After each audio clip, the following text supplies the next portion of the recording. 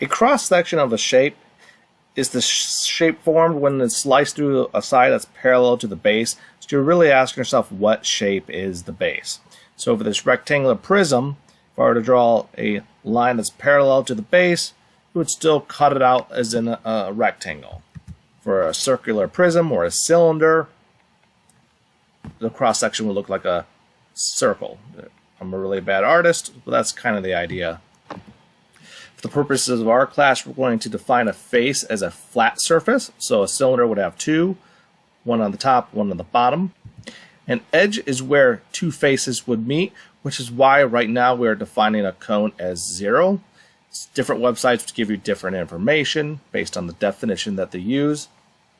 And a vertice, or a vertex, is a corner where two edges meet. So for the rectangular prism, I am going to put on the 8 vertices with 8 dots.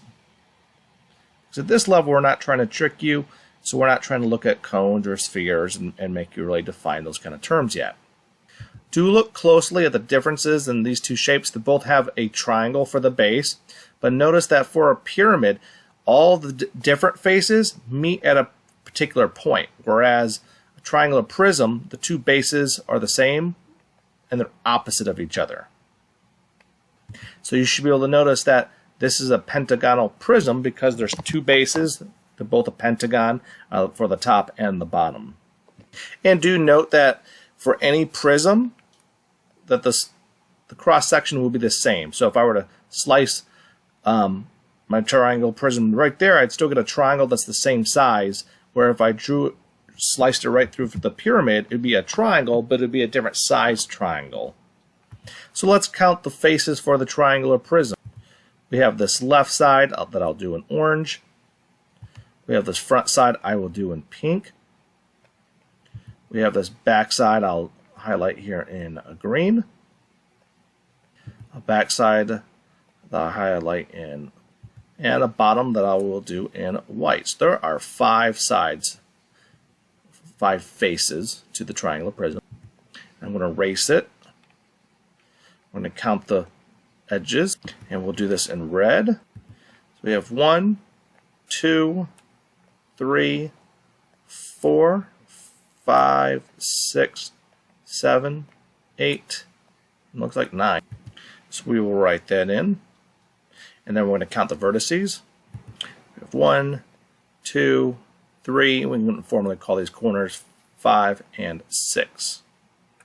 We'll start out with the vertices for the triangular pyramid. There's 1, 2, 3, 4. So that's pretty easy to do. Next, we'll do the edges. And there are formulas, but we're not going to learn about them because I want you to just be able to count them for the purposes of our class. And it looks like there's going to be 6 edges. And finally, after erasing this, we'll count the sides.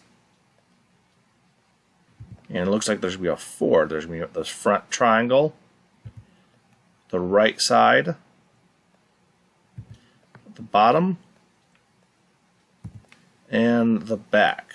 And my coloring here may kind of make it more confusing. So make sure you take a moment and just look at it and make sure that you can visualize the faces, edges, and vertices.